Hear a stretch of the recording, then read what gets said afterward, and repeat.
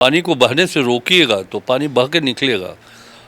हमारा कमिटमेंट है तो पार्टी का भी कमिटमेंट होना चाहिए कि अपने सच्चे कांग्रेसी का वो साथ दे, खड़े रहे। एक बार भी संगठन बोला है जाकर के एक प्रतिनिधि मंडल के साथ कि सर माननीय मुख्यमंत्री जी, हम लोगों ने 400 रुपये पर गैस सिलेंडर देने की बात कही थी। मंत्री परिषद की कुर्सी जाने वाली थी और इस बात का अंदेशा आपको हो गया था किसी भी प्रकार से। शायद इसी वजह से आपने एक ऐसा नरेटिव पेश किया ताकि आप नाखून कटा के भी शहीद का दर्जा प्राप्त कर सके। मेरा काम अच्छा नहीं होगा तो पार्टी निर्णय ले ले, 2 मिनट समय नहीं लेंगे हम। मैं खुद ऑफर कर रहा हूँ केंद्रीय नेतृत्व को, 1.25 साल हो गए, मेरे कार्यों की समीक्षा कर लीजिए। अगर 0.1% भी कमी निकलेगी तो जो फैसला कर दीजिएगा मंजूर है। एक कांग्रेस के विधायक ने कहा कि कांग्रेस में रहना और कांग्रेसी होना बोथ आर डिफरेंट थिंग्स। पता नहीं, ऐसे आप कांग्रेसी नहीं हो पाए हैं अभी। मुझे लोगों का सर्टिफिकेट नहीं चाहिए। हमारे आप समझते हैं कि हम सिर्फ साइन करने वाले मंत्री हैं तो ये भूल मत करिएगा। डायरेक्ट सवाल फिर तो सीएम पे ही बनता है कि क्यों नहीं हो रहा है। किससे मांगेंगे? गार्जियन वही हैं, हम मंत्री हैं तो हमारे भी अभिभावक वही। लोग कह रहे हैं कि सौती का खीस आप कठौती पे निकाल दिए। मुख्यमंत्री हेमंत सोरेन नहीं सुन रहे हैं आप तो बेचारे निर्जीव कमज़ोर प्रदेश अध्यक्ष पे गुस्सा निकाल दिया कि आप मेरे साथ क्यों नहीं खड़े हुए। कि एक आंख में काजल दूसरे आंख में सुरमा नहीं चलेगा। पीएल अकाउंट का मुद्दा हो, कपिल सिब्बल का पेमेंट का मुद्दा हो, कई मुद्दे पर आपने ऐसी टिप्पणी लिख दी है कि जिसमें मतलब कोई छटपटा के रह जाता है, बोल नहीं पाता। अरे दवा चुपके से लिख दिया जाता है कि जाके ले लो। आपने केशव महतो कमलेश का हेमोग्लोबिन रिपोर्ट सार्वजनिक कर दिया। अरे ऐसा डॉक्टर नहीं चाहिए। तो डॉक्टर बदल दीजिए। योगेंद्र साहब जी की क्या गलती थी? उन्होंने पार्टी के विरोध में कहाँ कुछ कहा है? तब तो आप 3 साल के लिए निष्कासित कर दिए। उनको तो सरकार की छवि धूमिल हुई उससे। सरकार की छवि, पार्टी की छवि, सरकार की छवि धूमिल होने से अपने नाम के विपरीत फिलहाल छवि बनाने वाले झारखंड के वरिष्ठ मंत्री राधा कृष्ण किशोर जी हैं। क्या व्यथा है व्यक्तिगत तौर पे या अपना घर लूटता देख रहे हैं? आखिर मुंह खोला तो क्या वजह है, वही जानने हम आए हैं राधा जी के पास। राधा और कृष्ण तो प्रेम का प्रतीक हैं। पार्टी के प्रेम के कारण ही इतनी बातें मैंने रखी हैं। कहा लीगली राइट हैं आप, मोरली रॉन्ग हैं, गलत तरीके से रखा। नहीं, गलत है ये। सार्वजनिक जीवन में चाहे राजनीतिक दल हो या सामाजिक कोई भी संगठन हो, वो जो भी काम करता है जनता के नज़रों में बातें रहती है। आप बोलिए तो भी जनता जानती है, ना बोलिए तो भी जनता जानती है। आपके बोलने का ये फ़र्क होता है कि जनता समझती है कि ये पार्टी हमारी है, इस पार्टी में आवाज़ उठाने वाले लोग हमारे हैं और यही पार्टी राइट पार्टी है जहां आंतरिक लोकतांत्रिक व्यवस्था है, जहां कोई भी व्यक्ति खुल करके कोई बात कह सकता है। लीगल और मॉरल दोनों बातें तब उठती हैं जब आप पार्टी के नीति और सिद्धांतों के खिलाफ सार्वजनिक तौर पर कोई बयान करते हों, तब पार्टी की छवि धूमिल होती है। मैंने पार्टी की नीतियों और पार्टी की नीति में कहा है कि 314 यहाँ पर कमेटी के मेंबर होंगे, ये तो नीति में नहीं है।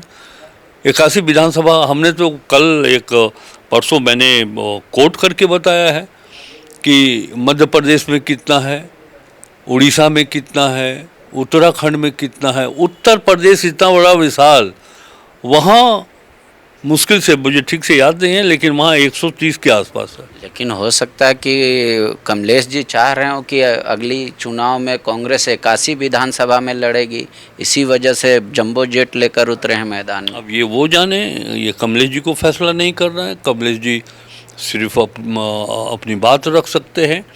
राष्ट्रीय स्तर पर गठबंधन है झारखंड मुक्ति मोर्चा आरजेडी के साथ, ये फैसला तो राहुल जी लेंगे। तैयारी हो सकता है प्रदेश अध्यक्ष करते हो 81? खुल के बोले कि 81 पर लड़े। लेकिन आपको डर नहीं लगा क्योंकि आपने एससी से संबंधित 2 मुद्दे उठाए कि भाई जो पहले परिषद जो ऑलरेडी गठन हो गया 8 में, उसका फंक्शनल कुछ नहीं है, कोई मतलब। तो सरकार के खिलाफ बोलने से योगेंद्र साहब को 3 साल के लिए पार्टी से निकाल दिया गया। अगला नंबर राधा जी का है। और मुझको नहीं लगता है कि ऐसा हो सकता है। क्योंकि वो तो डायरेक्ट सवाल फिर तो सीएम पे ही बनता है कि क्यों नहीं हो रहा है। किससे मांगेंगे? गार्जियन वही हैं, हम मंत्री हैं तो हमारे भी अभिभावक वही हैं। और ये बात सिर्फ मेरी नहीं है, ये बात सरकार की है। 2025-26 के बजट भाषण में इस बात का उल्लेख है कि शेड्यूल कास्ट एडवाइजरी काउंसिल का गठन सरकार करेगी। अब बताइए, मैं दिखाऊं क्या आपको? नहीं, मुझे याद है वो। तो हम अपने गार्जियन से मांगेंगे, और मांगेंगे, हित की बात है। 50 लाख हम रिप्रेजेंट कर रहे हैं पूरे मंत्रिमंडल में। एकमात्र मैं शेड्यूल कास्ट परिवार से आता हूँ, हमारा ये दायित्व है। अगर डॉक्टर भीमराव अंबेडकर जी आरक्षण की व्यवस्था संविधान में नहीं किए होते तो शायद आज हम मंत्री और विधायक हम नहीं होते। तो जिस व्यवस्था के तहत प्रणाली के साथ हम जीत करके आए हैं, तो उसकी बात करना गुनाह है क्या? न सिर्फ यही बात है हमने कही है, ये नहीं हम आरोप अपने ऊपर लेना चाहते हैं। शेड्यूल कास्ट की समस्या हो या समाज के किसी वर्ग की समस्या हो, मगही के बारे में मैंने कहा, भोजपुरी के बारे में कहा। और लोग कह रहे हैं कि सौती का खीस आप कठौती पे निकाल दिए। मुख्यमंत्री हेमंत सोरेन नहीं सुन रहे हैं आप, तो बेचारे निर्जीव कमज़ोर प्रदेश अध्यक्ष पे गुस्सा निकाल दिया कि आप मेरे साथ क्यों नहीं खड़े हुए, पार्टी क्यों नहीं खड़ी हुई मेरी मांग के। नहीं, मुख्यमंत्री जी के ऊपर कोई खीस नहीं है। देखिए, मैंने कहा आपको, पर जो भाषा का बात हुआ, बोला वो मुख्यमंत्री के हाथ में है। कौन से? कह लेने दीजिए मुझको। मुख्यमंत्री जी हैं, हम गठबंधन में हैं। जेएमएम का अपना मैनिफेस्टो है, आरजेडी का अपना है, कांग्रेस का अपना मैनिफेस्टो है। हम अपना वोट बैंक बढ़ाना चाहेंगे, सरकार में अवश्य शामिल हैं। हम इस बात को भी जानते हैं कि सरकार के मुख्यमंत्री जी को राज्य हित में क्या अच्छा लगेगा जो वो कर सकेंगे, क्या अच्छा नहीं लगेगा जो वो नहीं कर सकेंगे। इस बात को राधा किशोर जानता है। लेकिन हमारा कर्तव्य क्या बनता है? संगठन के स्तर पर तो हम बातों को रखेंगे। तो मुख्यमंत्री जी सारी बात को मान लें, उसके पीछे वित्तीय प्रबंधन देखना होगा, कितना खर्च आएगा। न मैं सिर्फ भोजपुरी, मगही और शेड्यूल कास्ट एडवाइजरी काउंसिल की बात नहीं कर रहा हूँ।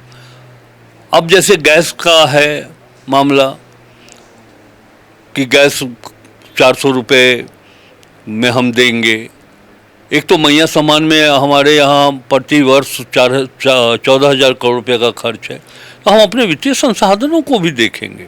अब इसमें कोई मुख्यमंत्री जी से खीस की बात नहीं है, नाराज़गी की बात नहीं है, लेकिन हम अपने इश्यूज़ को नहीं छोड़ेंगे। हम अपने इश्यूज़ की चर्चा करते रहेंगे, उठाते रहेंगे। इसमें सरकार और मुख्यमंत्री जी के ऊपर कोई नाराज़गी की बात नहीं होनी चाहिए। यहाँ संगठन फेल किया है। एक बार भी संगठन बोला है जाकर के एक प्रतिनिधि मंडल के साथ कि सर, माननीय मुख्यमंत्री जी, हम लोगों ने 400 रुपये पर गैस सिलेंडर देने की बात कही थी, आप इस पर करिए। मैसेज तो जनता के बीच जाना चाहिए। पर भारी तो कहते हैं मैनिफेस्टो 5 साल का होता है, आप क्यों उतावले हो रहे हैं? There is lot of time.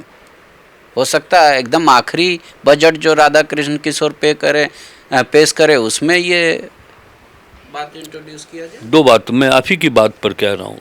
मुख्यमंत्री जी कर भी सकते हैं, नहीं भी कर सकते। तो हम आखिरी साल का इंतजार करेंगे क्या बातों को सामने रखने में? ऐसे राधा जी राज्य का अर्थ देखते हैं क्या? वाकई में सरकार इतना कॉम्पिटेंट है कि आसानी से ये कांग्रेस का वादा पूरा हो सकता? गैस चूल्हा के बारे में, गैस सिलेंडर के बारे में 400 रुपये पर जो देने की बात है, ये निश्चित रूप से राज्य के संसाधनों के ऊपर निर्भर करता है। मैंने आपको कहा कि हमारी सरकार मैया सम्मान योजना, जो एक सेंसिटिव प्रोग्राम है, आधी आबादी को आर्थिक रूप से संपन्न और सामाजिक रूप से मजबूत करने का प्रोग्राम है, उस पर खर्च हो रहा है। अब अगर हम 400 रुपया में गैस देते हैं, देखिए फर्क है, मेरी बात को समझने की कोशिश करिए। 400 रुपया में अगर हम गैस देने की बात करते हैं तो राज्य के ऊपर कितना वित्तीय बोझ होगा। एक वित्त मंत्री होने के नाते मैं इस बात को अच्छी तरह से समझता हूँ।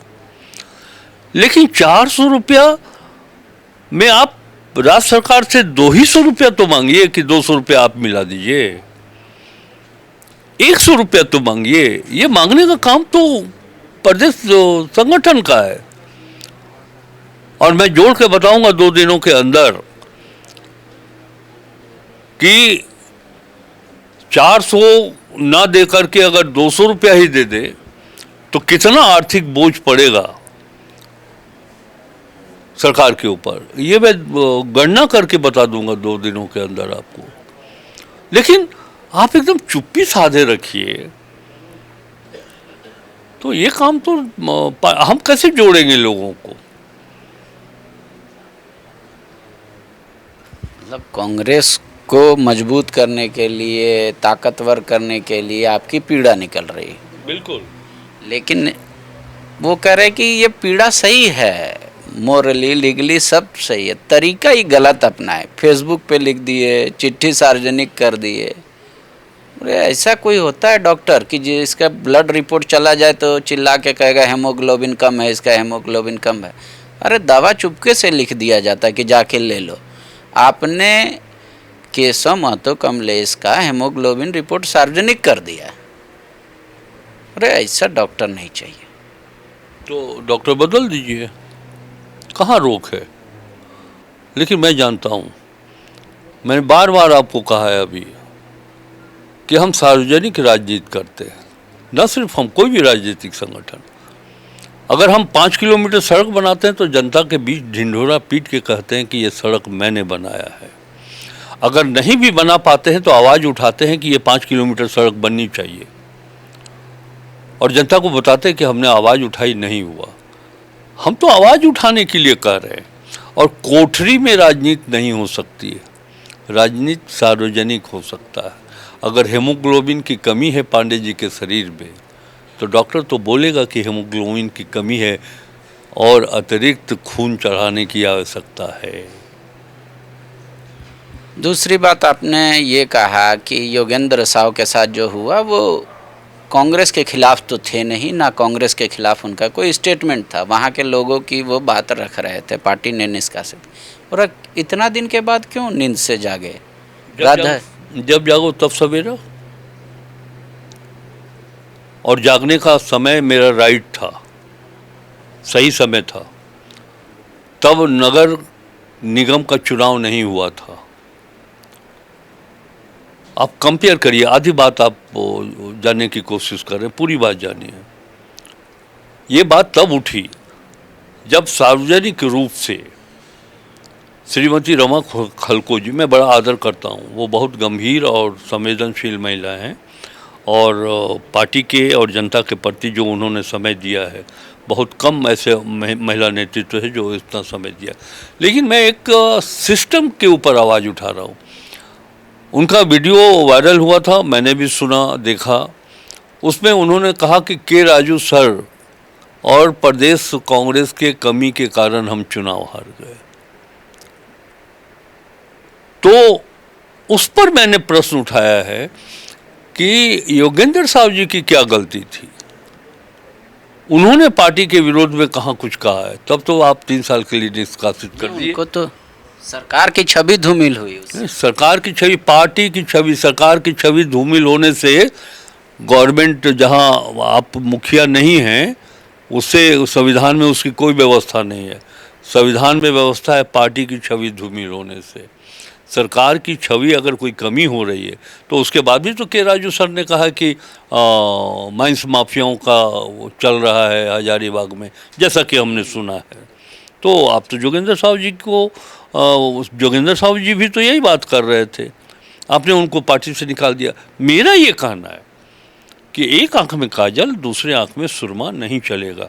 अगर जोगेंद्र साहू जी को निकाला है तो श्रीमती रमा खलको के ऊपर भी कार्रवाई करनी चाहिए, और जब श्रीमती रमा खलको के ऊपर कोई कार्रवाई नहीं की, कार्रवाई हो ये हम नहीं, न तो हमारी इच्छा है, ना हमारा कोई डिमांड है, लेकिन समानांतर समरूप निर्णय होना चाहिए।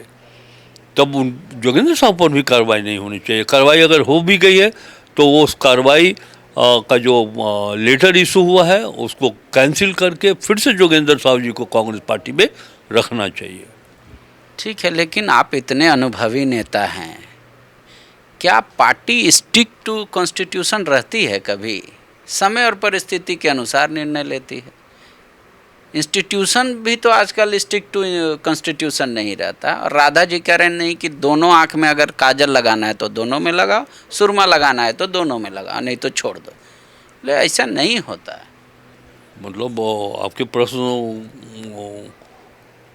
आपके प्रश्न को मैं समझ नहीं पा रहा हूँ। ना, हमेशा स्टिक टू कॉन्स्टिट्यूशन के आधार पर पार्टी नहीं चलती है। परिस्थिति जब होता है, किसी को खुश करने के लिए भी निर्णय लिया जाता है, किसी को कुछ करने के लिए भी लिया जाता है। पार्टी को अगर आपकी नज़रों में स्ट्रिक्ट नहीं होना चाहिए तो मैं तो कहूँगा कि एकदम स्ट्रिक्ट होना चाहिए। जीवन में अगर आपके पास डिसिप्लिन नहीं हो, जीवन में अगर आपके पास वो साहस नहीं हो कि आप अच्छी बातों को रख सकें सामने, सार्वजनिक कर सकें, तब तो फिर आपके जीवन का कोई अर्थ नहीं रह जाता है। एक कांग्रेस के विधायक ने कहा कि कांग्रेस में रहना और कांग्रेसी होना बोथ आर डिफरेंट थिंग्स। पता नहीं, ऐसे आप कांग्रेसी नहीं हो पाए हैं अभी तक। पता नहीं, लेकिन मैं इतना जानता हूँ कि जिन लोगों ने ऐसा कहा है, कोई टिप्पणी मैं उनके ऊपर नहीं करना चाहूँगा। विभिन्न विचारधारा के लोग रहते हैं, कोई अपनी टिप्पणी किसी रूप में, अपनी प्रतिक्रिया किसी रूप में दे सकते हैं, उन पर मैं कोई टिप्पणी नहीं कर रहा हूँ। जहाँ तक कांग्रेसी होने का सवाल है तो मेरा ख़ानदान 1937 से, मेरे बाबा 1937 में पहली बार कांग्रेस से इंटरिम गवर्नमेंट के समय में चुनाव जीते थे। 67 तक वो विधायक रहे थे, 20 वर्षों तक लगातार। मैं खुद 3 बार और ये चौथी बार कांग्रेस से विधायक हूँ। मुझे लोगों का सर्टिफिकेट नहीं चाहिए। हमारा सर्टिफिकेट हमारी जनता देगी छतरपुर की, कि हम क्या हैं क्या नहीं हैं, किन कारणों से पार्टी छोड़ना पड़ा था। हमारे पास जीवन में कोई दूसरा व्यवसाय नहीं है। हम पॉलिटिक्स में हैं, हम एमएलए हैं तो क्षेत्र को भी देखते हैं, अपने घर को भी संभालते हैं। हम राजनीति करने वाले लोग पानी के समान हैं, बहना उनकी स्वाभाविक प्रवृत्ति है। आप रोकिएगा पानी को तो बह के निकल करके वो अपना स्थान पहुंचाएगा। मैं भी वही काम किया हूँ। हमारे सीट को लोगों ने दे दिया आरजेडी के हाथ में, पलामू लोकसभा सीट तालमेल में, तो आपने रोकने की कोशिश की तो पानी तो बहेगा, निकलेगा, जगह ढूंढेगा। यही तो कंपेयर करना है प्रदेश अध्यक्ष से आपका। प्रदेश अध्यक्ष केशव महतो जब चुनाव 95 में हारे, उसके बाद फिर सीट मिला उनको, पर वो सीट चला गया दूसरे के खेमे में। वो पार्टी में ही रहे, पार्टी का स्वीकार कर लिया। पार्टी का फैसला उनके पक्ष में हो या विपक्ष में हो, केशव महतो हमेशा पार्टी में रहे। केशव महतो जी की राजनीतिक जीवन या प्रतिबद्धता क्या है उसके बारे में मैं कुछ नहीं कहना चाहूँगा। मैं सिर्फ इतना कहूँगा कि जब हमारा सीट लोकसभा का चला गया आरजेडी के हाथ में, तो उसके बाद मैं जहाँ से चुनाव लड़ा हूँ वहाँ से चुनाव जीत करके आया हूँ। पब्लिक की चॉइस आप हो सकते हैं, पर हो सकता है पार्टी की चॉइस नहीं थे आप। भाई पार्टी के चॉइस हम थे, तभी तो मैंने कहा कि पानी को रोकने से, पानी को बहने से रोकिएगा तो पानी बह के निकलेगा। हमारा कमिटमेंट है तो पार्टी का भी कमिटमेंट होना चाहिए कि अपने सच्चे कांग्रेसी का वो साथ दे, खड़े रहे। और सुन लीजिए, 24 में से एक 14 में से मात्र एक सीट अनुसूचित जाति का है, पलामू लोकसभा। क्यों दे दिए आप आरजेडी को? कांग्रेस राजनीति करते आई है शुरू से, सामान्य जाति, अल्पसंख्यक, आदिवासी और दलितों का। एक दलित का सीट मात्र 14 में एक है। कांग्रेस यहाँ नहीं लड़ेगी, आपने दे दिया आरजेडी के हाथ में, इसलिए कि वो आरक्षित सीट था। आप सामान्य सीट दे देते, रांची की सीट दे दिए होते आप कि आप रांची से लड़ लीजिए। ठीक है, 2 सवाल, सीधा जवाब। आपके पुत्र ने इस्तीफा दिया कमेटी से, वो भी एक चाल है। उन्होंने लेटर में इस तरीके से लिखा ताकि बाकी लोग जो फैमिली मेंबर हैं उन पे एक नैतिक दबाव बन जाए कि एक ही घर के 4-4 पदाधिकारी हैं, 5-5 पदाधिकारी हैं। बोले नहीं रहना था, सिंपल लिख देते कि भाई आदेश हमको स्वीकार नहीं है, हम पार्टी में इस पद पे नहीं रहेंगे। एक ये, दूसरा लोग कह रहे कि वो कुछ और बनना चाहते थे। क्या बुराई है उसमें? इसलिए उन्होंने क्या बुराई है? वो विगत कई वर्षों से क्षेत्र में काम कर रहा है। प्रशांत किशोर एक एक बूथ पर उसका मूवमेंट है। वो हर गांव उग्रवाद प्रभावित क्षेत्र में वो खड़ा होता है। डॉक्टर का बेटा डॉक्टर हो सकता है, वकील का बेटा वकील हो सकता है, लेकिन राधा कृष्ण किशोर अनुसूचित जाति का बेटा पार्टी में आने से प्रश्न खड़ा हो जाएगा। ये बहुत दुर्भाग्य की बात है। और प्रशांत किशोर ना कोई लोभ ना कोई माया, उसने रिजाइन किया और ये कहते हुए रिजाइन किया कि हमारे फादर हैं कांग्रेस में मंत्री, अगर हम लेते हैं इस पद को तो मैसेज जाएगा कि साहब पिता पुत्र दोनों जो है सो पद पर आसीन है। यही तो सवाल खड़ा करके रिजाइन किया। बाकी लोग के भी तो परिवार वाले लोग हैं ना, उन पे नैतिक सवाल कर दिया कि हमने इस्तीफा दे दिया, अब तुम्हारी बारी है, तुम दे दो। अगर नैतिक रूप से ये किसी व्यक्ति से, किसी उस परिवार से मेरा कोई गिरवांश नहीं है।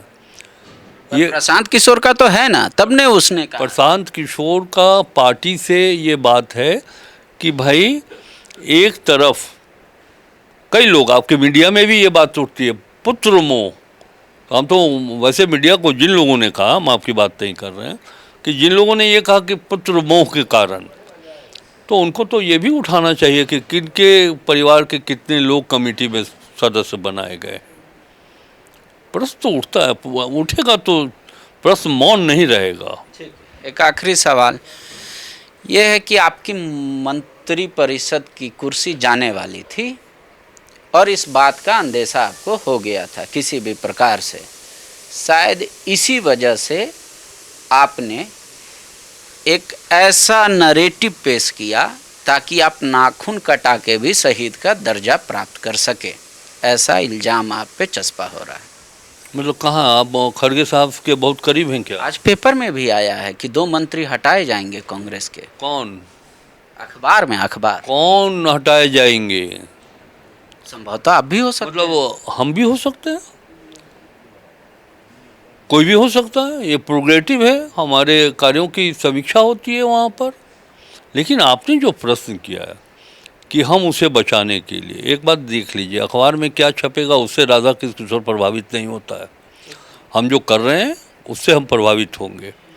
मेरा काम अच्छा नहीं होगा तो पार्टी निर्णय ले ले, 2 मिनट समय नहीं लेंगे हम, लेकिन ममता बनर्जी की तरह नहीं करेंगे, लेकिन किसी कीमत पर नहीं करेंगे। पार्टी का निर्णय हो जाएगा कि आप छोड़े, पार्टी बनाया है हमको। लेकिन सबसे बड़ी बात ये कि प्लांटेड क्वेश्चन हमको लगता है पाठक जी आपके द्वारा ये इल्जाम लगाया है, इसीलिए कोई खोल के बोले राधा कृष्ण किशोर का नाम आया है, तो कोई खोल के बोले। 6 विधायक तो आप ही के पार्टी के गए थे दिल्ली मंत्रियों की शिकायत करने। मंत्रियों की शिकायत और राधा कृष्ण किशोर की शिकायत में फर्क है। 5-6 लोग गए थे, ये उनका डेमोक्रेटिक राइट है अपनी बात को पहुंचाने के लिए। देखिए, इसको समझने की कोशिश करिए। आप जब जिस तरह से प्रश्न रख रहे हैं तो मेरा भी फर्ज बनता है कि हम उत्तर कर दें। 5 मंत्री गए थे, अखबार में छपा कि नहीं छपा? सार्वजनिक हुआ कि नहीं हुआ? तो मेरा सार्वजनिक करना दोष हो जाएगा और उनका सार्वजनिक करना दोष नहीं होगा। तभी मैंने कहा एक आंख में काजल और एक आंख में सुरमा नहीं चलेगा। और जहाँ तक मैं खुद ऑफर कर रहा हूँ केंद्रीय नेतृत्व को, 1.25 साल हो गए, मेरे कार्यों की समीक्षा कर लीजिए। अगर 0.1% भी कमी निकलेगी तो जो फैसला कर दीजिएगा मंजूर है। हम ऑफर कर रहे हैं, लेकिन ये कारण नहीं है कि हम अपने ऐसा नैरेटिव सेट किया कि उससे बचने के लिए, ऐसा नहीं है कुछ। ठीक है। के राजू को जो आपने पत्र लिखा था उसमें कहा था कि इससे पार्टी का कोई छवि खराब नहीं हो रहा है और अगर ऐसा होता है तो मैं हर दंड सहने को तैयार हूँ। इसका मतलब ये स्पष्ट था कि आप सर्जरी करते रहेंगे, पत्र लिखते रहेंगे। खबर आई मीडिया में कि के राजू ने आपको मनाने के लिए या फिर आपको समझाने के लिए पूर्व स्वास्थ्य मंत्री बन्ना गुप्ता जी को भेजा था। आप दोनों की बात भी हुई। तो क्या आप के राजू का आने का इंतज़ार करेंगे या फिर आपको लगता है कि जितना आपके पास ब्लड रिपोर्ट है उन सब के बारे में लिखें? और देखिए, के राजू सर मनाने वाली जैसी कोई बात नहीं है। हमारा अपना कोई डिमांड नहीं है पार्टी के साथ। ये डिमांड तब नहीं है, एकमात्र सीट जीता है पलामू छतरपुर विधानसभा कांग्रेस, और जो कांग्रेस के लिए काम किया, प्रखंड अध्यक्ष का दर्जा उन्होंने नहीं दिया। हमारे क्षेत्र में नगर पंचायत का चुनाव हुआ, अभी कौन कैंडिडेट होगा वहां से, ये हमसे नहीं पूछा गया। इस कमेटी में कौन लोग होंगे उसके बारे में कोई पूछताछ हमसे नहीं की गई। इसके बाद भी हमको पार्टी से कोई शिकायत नहीं है, लेकिन पार्टी की कमी अगर है तो हम तो ये चाहेंगे, ईश्वर से प्रार्थना करेंगे कि आज 16 हैं, 314 की कमेटी से हम शायद 32 हो जाएं। हो जाना चाहिए हमको, काहे कि इतनी बड़ी कमेटी उसी उद्देश्य के साथ बनी है। 32 हो जाए तब तो सरकार हमारी हो जाएगी। लेकिन आपने जो कहा कि हम अपने व्यक्तिगत हितों को लेकर के इस बात को उठा रहे, नहीं, ये बात एकदम नहीं है। मेरा सवाल नहीं है, किसी का सवाल था और कांग्रेसी का ही सवाल। इतनी बड़ी जनसंख्या है, इतने कांग्रेस के लोग तो इस्तीफा भी दे रहे हैं। हाँ, बहुत सारे अभी लाइन में भी हैं। लाइन में भी इस्तीफा भी कर रहे हैं। तो जगदीश साहू जी ने तो इस्तीफा कर दिया, तो वो हमारे वो कोई खेमा नहीं है, हम तो कांग्रेस का एक खेमा मानते हैं। तो वो सब देखें कि ऐसा क्यों हो रहा है। जैसे आपने कहा कि पार्टी निर्णय लेने से पहले, खासकर अगर छतरपुर का ही देखे, पलामू का ही देखे, आपसे कोई राय शुमारी नहीं की जाती। जो आपके लिए चुनाव में मेहनत किया, कांग्रेस के लिए मेहनत किया, उनको कोई स्थान नहीं। उसी तरह कई निर्णय सरकार में भी हैं, डिसीजन जो आपके बारे में कहा जाता है कि राधा कृष्ण किशोर के पास फाइल जाता है तो वो रिप्रेजेंटेशन नहीं चाहते, with the power of minister वो नोट लिखते हैं और वो डिसेंट नोट बहुत पेनफुल होता है। क्या ये बात सही है कि एज ए, चाहे वो पीएल अकाउंट का मुद्दा हो, कपिल सिब्बल का पेमेंट का मुद्दा हो, कई मुद्दे पर आपने ऐसी टिप्पणी लिख दी है कि जिसमें मतलब कोई छटपटा के रह जाता है, बोल नहीं पाता। कपिल सिब्बल जी का मामला आया था पेमेंट का, समझने की कोशिश करिए। और मैं समझता हूं कि आप एक संजीदा पत्रकार हैं। मैंने आपको बहुत व्यक्तिगत रूप से आपके कार्य संस्कृति की समीक्षा मैंने की है, पैनी नज़र मैंने रखा है। समझने की कोशिश करिए। 2023 में उनका बिल था, 24 में क्यों नहीं भुगतान हुआ? 25 वित्तीय वर्ष में क्यों नहीं भुगतान हुआ? बहुत ज़्यादा का बिल नहीं था, 22-23 लाख रुपए का था। ये 2025 में आया उनके भुगतान के लिए। और जानते हैं कहाँ से पैसा भुगतान किया जाना था? आकस्मिक निधि। आकस्मिक निधि वकील को पैसा देने के लिए नहीं है। प्राकृतिक विपदा आ जाए तब खर्च करना है, वित्तीय कमी हो जाए तब वहाँ से पैसा निकालना है, बाढ़ आ जाए, तूफान आ जाए, सूखा हो जाए, तब हम आकस्मिक, नाम ही है आकस्मिक निधि। अब आकस्मिक निधि से अगर हम पैसा दें, मैं कितना गलत मैसेज जाएगा कि साहब वकीलों को पैसा दिया जा रहा है, आकस्मिक निधि से उनका फीस दिया जा रहा है। क्या ये 23 लाख रुपया नहीं था 2024 में? 2025 में नहीं था? विभाग क्यों सोया हुआ था? 2026 में क्यों आया ये मामला 2025 में? आप कहीं से आप सप्लीमेंट्री में ले लेते ये पैसा, फर्स्ट सेकंड थर्ड सप्लीमेंट्री से पैसा उठा कर दे देते।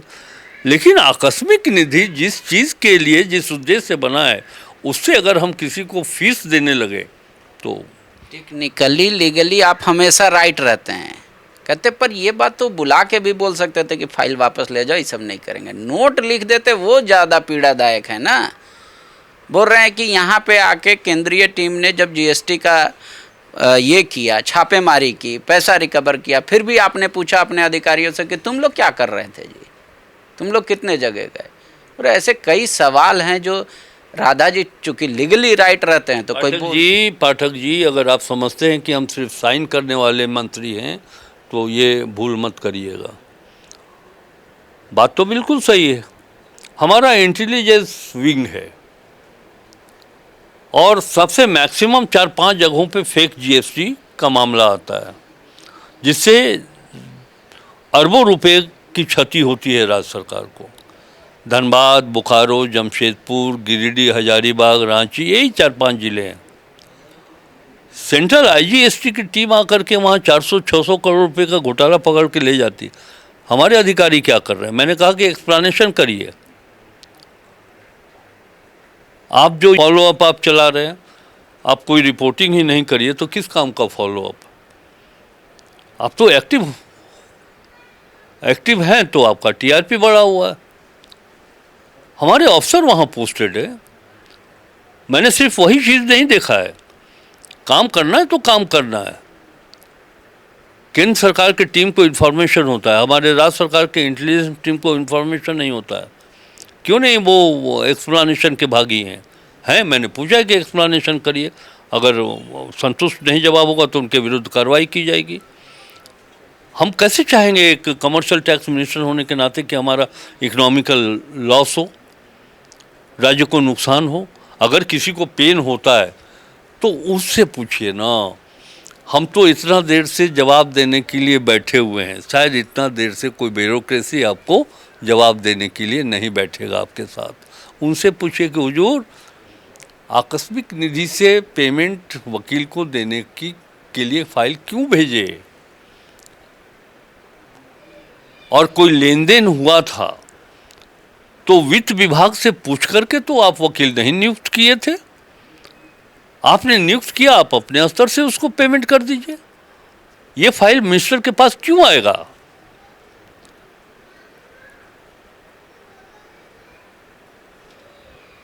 कांग्रेस का जो हाल है कि नहीं, तो वो क्या राज्यसभा अगले महीने होना है, 21 तारीख से पहले हर हाल में फ्री होना है। एज ए कांग्रेस लीडर आप क्या चाहते हैं? आपका विश क्या है? व्यक्तिगत ओपिनियन आपका चाहता हूँ। 2 सीटें खाली हो रही।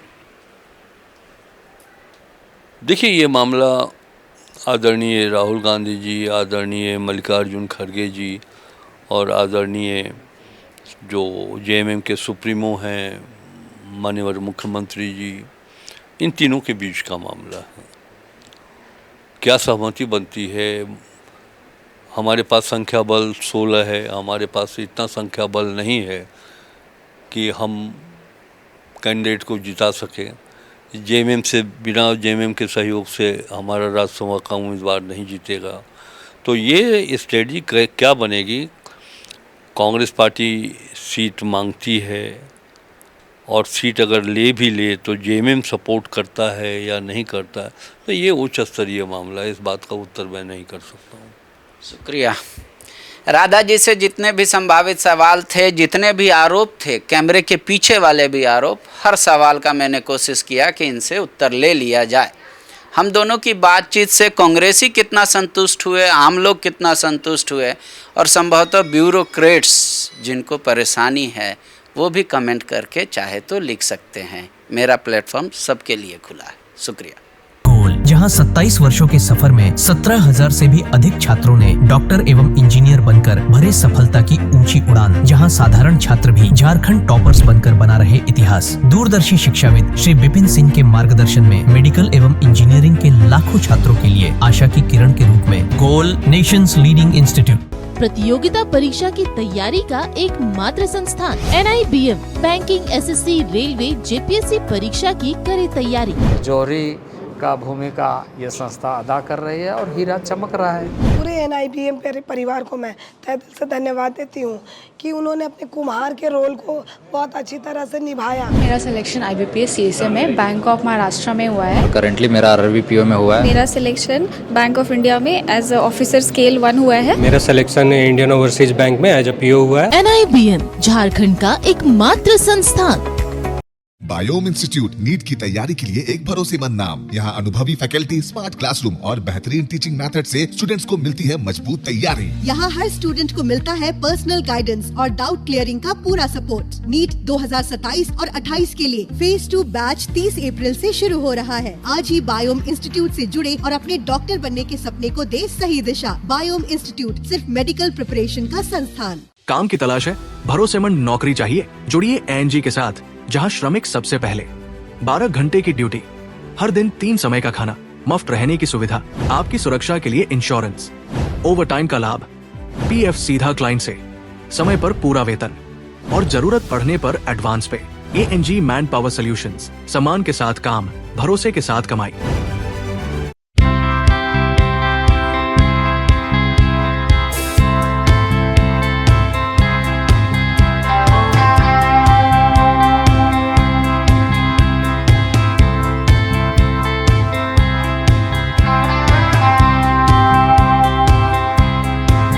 हार्ट का प्रॉब्लम हो गया और सडनली हो गया, अचानक हो गया। तो Jeevan Jyoti super specialist hospital में एडमिट करके इनका एंजियोग्राफी कराया। एंजियोग्राफी करने के बाद वो अपना रिपोर्ट दिया कि इनका 95% प्लस ब्लॉकेज, स्टेंट से काम नहीं चलेगा, इनको बाईपास करना ही पड़ेगा।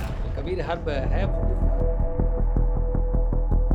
जब यहाँ पहुँचे फर्स्ट टाइम में इनको दिखाया तो माशाल्लाह रिपोर्ट बहुत बढ़िया है। 1 सप्ताह अंग्रेजी दवा चलाना है, उसके बाद दवाई बंद कर देना है। TheFollowUp.in. Like, share and subscribe. www